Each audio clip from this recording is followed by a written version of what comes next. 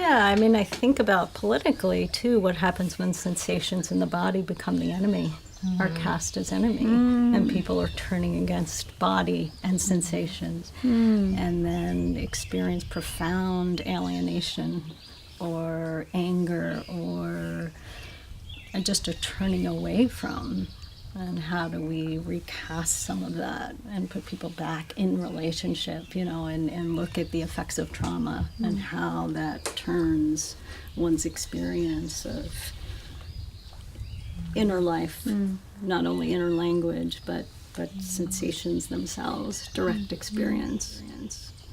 And EMDR has been fascinating for me to look at when we engage the imagination,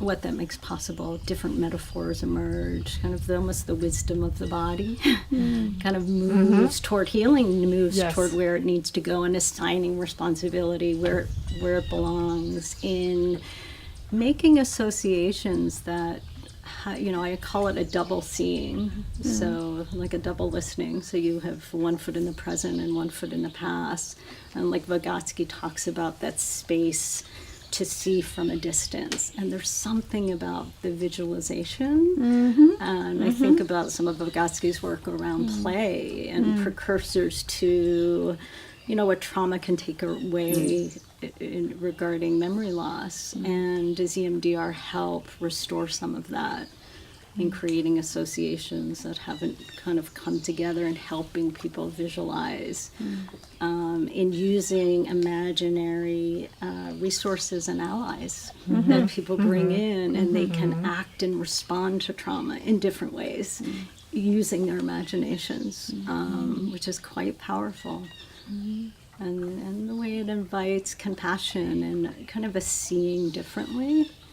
So it's been fascinating to be in this world of image with clients.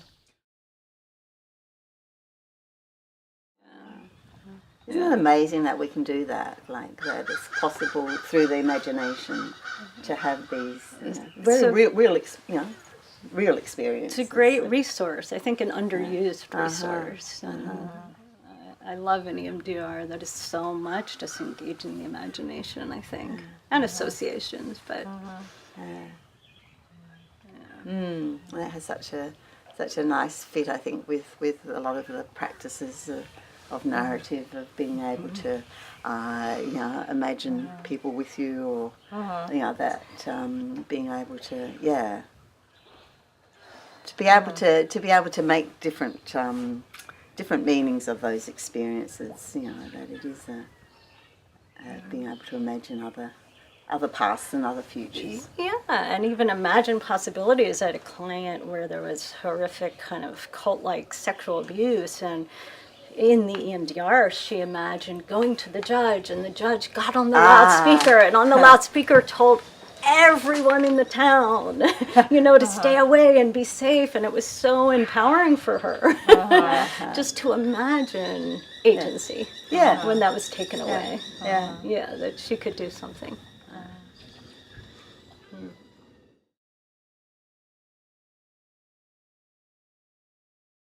I'm caught with this, that idea of distance, and creating, these reflecting surfaces, which I think by getting all of that detail of the material experience of life, we've got some visible thing in the mind's eye. We're actually looking at something. But if we can have it, and if we can have it like in an expression or a visual item, a card or something, it's even more of being able to get that distance. There's something about immediacy of life. Being able to distance from the immediacy, and what can we do? What is it in our practice that supports those? That being able to get that, because then things really, it amazes me then how often people, once we have developed some platform of the experience and the story and the action of it, people make the meaning themselves often without being even invited to say. It's like they see it. It's just having that opportunity to see it. To see it. And that's what I appreciate about EMDR. It's like they I'm just on the side facilitating, creating a context, but people see that. They know, they see how they need to respond. They see what needs to be seen in this interesting way. Isn't it? In ways, that are astounding to me.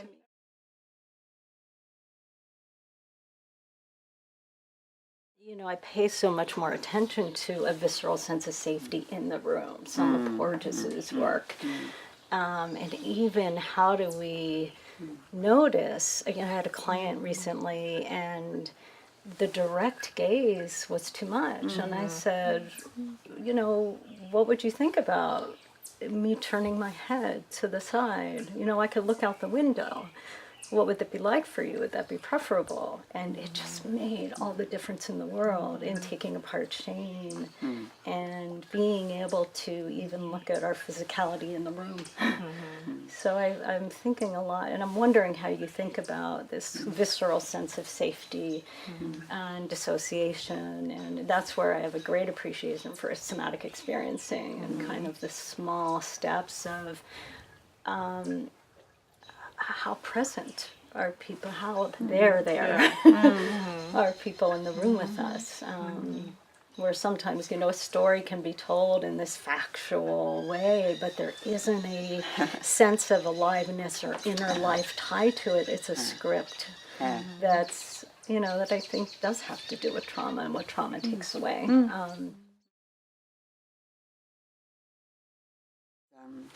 Metaphor I've always had in my thinking from narrative is a lack of resonance. You know, that sense of meaning and identity. You know, that identity landscape is a resonance, is an aliveness. And I think of that in the room too. You know, like what's contributing. Like you can see it.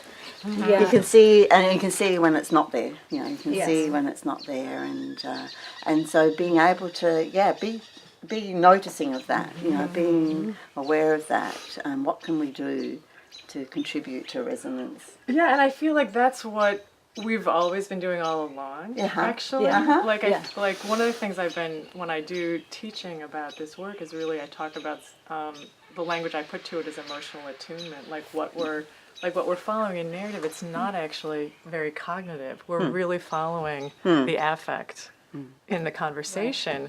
And part of that is what's happening in our physical body that lets us know, like what we're feeling.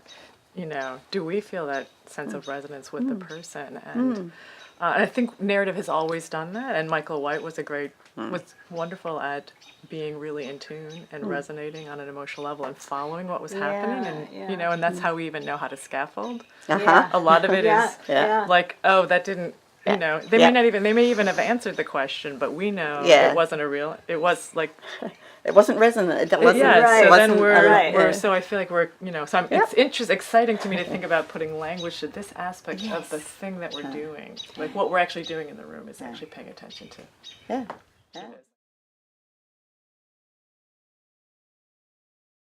And it makes me think about and appreciate clients who consult me where they haven't been responded to by a caregiver. I'm thinking about a client who was very much in profound isolation growing up, brilliant, but her dollhouse was her world.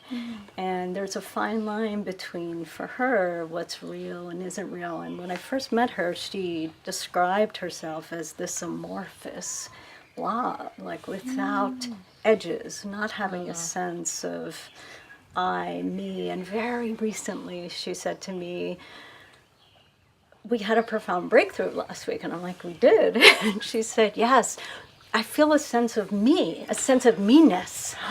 You know, and I was, and she said, it's all me. It's all me. All these parts, all of these pieces. And there's something about that then, and it was really just that there wasn't that resonance, there wasn't the responding to, it's such a young age, there wasn't an echo, there wasn't the feedback that helped her really relationally have a sense of myself across through time, that autobiographical or stream of consciousness. And like, so that was a breakthrough that came through a conversation that you'd had. Were you? We had an EMDR session, and I was doing something more experimental that I've been doing more of with certain clients, where we were using her imagination to look at what was coming up in her body from ages 0 to 3, from being born until 3 years old. And so we were moving through the time periods, and she would have images, she would have sensations, she would have stories, and we were just piecing that together.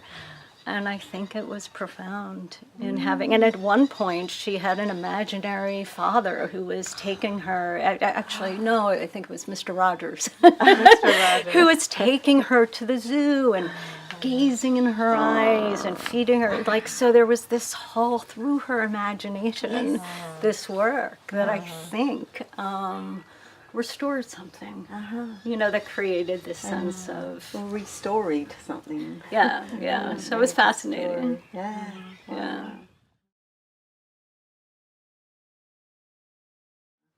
Well, and the clients teach us. Like, I've always been a believer. When I taught in academia, I invited clients to come speak to the students to challenge some of those boundaries around who has the expert knowledge. And so I most learn from my clients about what, and especially clients who are experiencing narrative therapy and EMDR, what's useful, how are they making sense of this experience, and what's helpful to them. So I'm just starting to kind of cull that, those reflections. And but there's so much in the tradition of how Michael developed the practice. He would, hear from the people that were consulting him, and adjusted and follow, what was useful. Right, what was at the end of the day, what's useful.